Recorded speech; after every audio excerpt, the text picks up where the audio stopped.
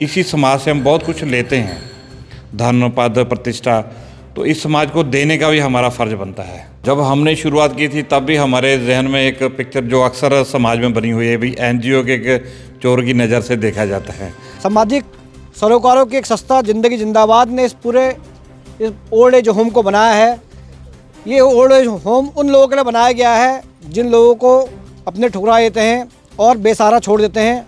आइए हम इस ओल्ड एज होम के बारे में आपको बताते हैं और उनसे जो लोग इनका संचालन करते हैं आज ये उनसे बात भी कराते हैं। हमारे साथ मौजूद हैं करमजीत सिंह चांदना जी और ये ज़िंदगी जिंदाबाद की इनकी पूरी टीम है।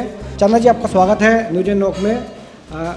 आप ही बताइए कि ये जो ह्यूमनिटी ऑफ आपने जो तैयार किया है तो इसके पीछे क्या सोच है और किस मकसद से बनाया गया है? सबसे पहले तो न्यूज़ एंड नॉक के दर्शक जो जितने भी सभी को मेरा प्रणाम, नमस्कार। पूरी टीम ज़िंदगी जिंदाबाद की तरफ से मानस की जात सब है क्या पहचान वो, मतलब कि हमारी जो शुरू से मकसद ये रहा भी कोई भी किसी भी धर्म जाति वर्ग से संबंध रखता हो, अगर वो असहाय उसको ज़रूरत है तो उसके लिए खड़े होना है, क्योंकि इसी समाज से हम बहुत कुछ लेते हैं, धन पद प्रतिष्ठा, तो इस समाज को देने का भी हमारा फ़र्ज बनता है। तो इसी सोच के साथ हमने 8 साल पहले ज़िंदगी जिंदाबाद की शुरुआत की, एक फूड वैन के माध्यम से 5 रुपये में खाना उपलब्ध कराना शुरू किया। उसके बाद जैसे जैसे लगे भी हम ये समाज में और बेहतर एक कोई ना कोई सेवा ये कर सकते हैं, तो ऐसे हम लगातार बढ़ते गए आगे। आपका क्या इसका मोटिव और कितना अभी इसकी क्षमता है और कब से इसका संचालन होना है? जब हमने शुरुआत की थी तब भी हमारे जहन में एक पिक्चर जो अक्सर समाज में बनी हुई है, भी एनजीओ के एक चोर की नज़र से देखा जाता है। तो हमने ये ज़रूर पहले दिन से सोचा भी ये छवि ज़रूर हम ख़त्म करेंगे, और आज तक 8 साल हो गए हम कभी किसी की पर्ची नहीं काटने गए, किसी से पैसा मांगने नहीं गए। एक सिस्टम बन गया, हमारे क्राउन मेंबर हैं वो हमें हर महीने मतलब उसमें से थोड़ा पैसा हर महीने देते हैं, तो वो उससे सारा सिस्टम चल रहा है। हमने कोई वीडियो बना के कहीं से किसी से पैसा नहीं मांगा। तो अगर आप समाज सेवा कर रहे हो तो फिर समाज सेवा होनी चाहिए, दिखनी भी चाहिए, खुद को भी, ये तो हैप्पीनेस वाला काम है ना। तो आपको भीतर से अगर संतुष्टि नहीं मिली, खुशी नहीं मिली, तो मैं नहीं समझता वो समाज सेवा है। अगर समाज सेवा कर रहे हो तो लोगों के मतलब कि आपकी सेवा लोगों के सर पे नाचनी चाहिए भी, हाँ यार इसे कहते हैं। तो हम तो एक लकीर ऐसी खींच रहे हैं, इस लकीर के और भी फ़कीर बने भी। हमें तो सिखिज़म में है किरत करो नाम जपो वंड छको। तो गुरु साहब ने कहा भी बांटो, और ज़रूरी नहीं धन ही आपस में बांटो, खुशियाँ भी बांटो। आपके यहाँ ओल्ड एज होम में क्या क्या चीज़ें हैं जो आप हमारे दर्शकों को दिखाना चाहिए? जो खाना डेली जो बनता है 5 रुपये में उपलब्ध कराते हैं, तो ये यहाँ पर ये किचन है, यहाँ से बन के जाता है डेली जी। और उसके साथ में ये हमारे जो है गार्जियन जो कह लो, ये बैकबोन है, ये क्राउन मेंबर हैं जिनकी बदौलत ये पूरा सिस्टम चल रहा है। ये हर महीने सहयोग करते हैं और उसी से जो है संस्था अपना आगे काम करती है। ये ऑफिस कम जो भी डोनेशन का सामान आता है जो किचन से संबंधित होता है, तो वो हम यहाँ पर स्टोर कर लेते हैं और बैठने की जगह। ये इधर है मेडिसिन बैंक, ये रूम एक रखा है, जैसे सोच लो कोई बुजुर्ग आता है वो ज़्यादा चल कर नहीं पाता, ऊपर नहीं चढ़ सकता, तो उसके लिए ये रूम है। वो या किसी को इन्फेक्शन है, बीमार है, तो उसके लिए ये है मेडिसिन बैंक।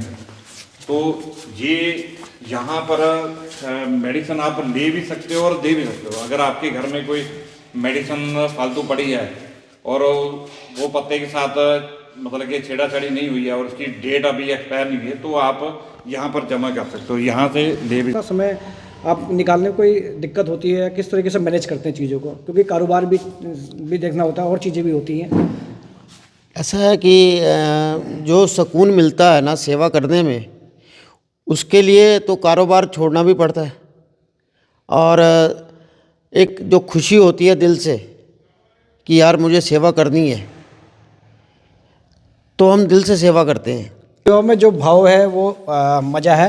तो ये जो आपका ओल्ड एज होम में जैसे जहाँ लोग रहते हैं, तो वो एक बार उसको भी हम देखेंगे कि किस तरीके से इन्होंने यहाँ व्यवस्था की है और किस तरीके से यहाँ चीज़ें बनाई गई हैं, ताकि जो लोग यहाँ आए उन लोगों को कोई यहाँ तकलीफ़ ना हो और एक ये पूरा कीरतपुर गांव में ये जो सेंटर बना हुआ है और ये 24 घंटे खुला हुआ है। तो यहाँ सारी व्यवस्थाएं हैं। यहाँ आप ये देखेंगे कि यहाँ कपड़ों से लेके किताबें और बहुत सारी चीज़ें यहाँ आप देखेंगे। पूरे जो लोगों ने अपने जो कपड़े यहाँ दान दिए हैं, यहाँ किताबें दान दी हैं, और आप देखेंगे पूरे जूते हैं, कपड़े हैं। तो चांदा जी ये बताइए कि कहाँ पे जैसे आप लोगों ने ठहराने की व्यवस्था रखी है लोगों को, मतलब ये जो कॉन्सेप्ट है ये हमारा ये है भी जैसे किसी को जूते चाहिए, कंबल चाहिए, कपड़े चाहिए और किताब चाहिए, वो सारी चीज़ें यहाँ से हम उपलब्ध कराते हैं।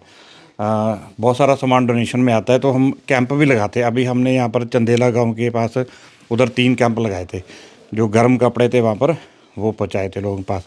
ये है उससे जुड़ा हुआ जो रहने की व्यवस्था है बुज़ुर्गों की, उसके लिए एक तो ये हॉल है, जब भी बैकबोर्ड इसमें आ रहे हैं बस इसकी आगे तैयारी कर रहे हैं। एक ये हॉल है, एक इधर है। 15 लोगों के रहने की व्यवस्था है यहाँ पर।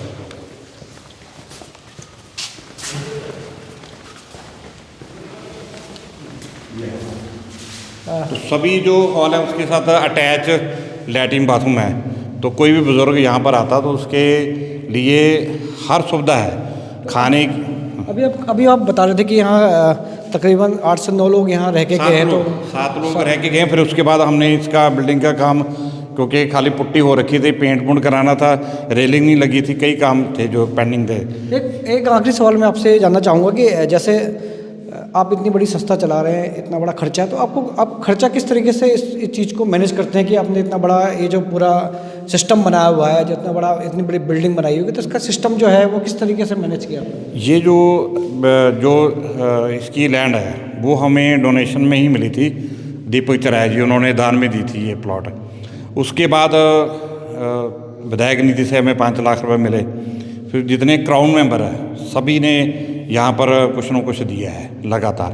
और बहुत लोग था यहाँ पर, इधर नानपुरी टांडा से बाबा जी वैसे देखने आए तो अगले दिन यहाँ पर एक ट्रक रेता का, एक बजरी का और सरिया काफ़ी, वो हमारा ये समझ लो 2nd फ्लोर तक चलता रहा। बहुत लोग हैं जिन्होंने अपने आप ही भेजते रहे, हमें कहीं जाने की ज़रूरत ही नहीं पड़ी, उससे बिल्डिंग तैयार होगी।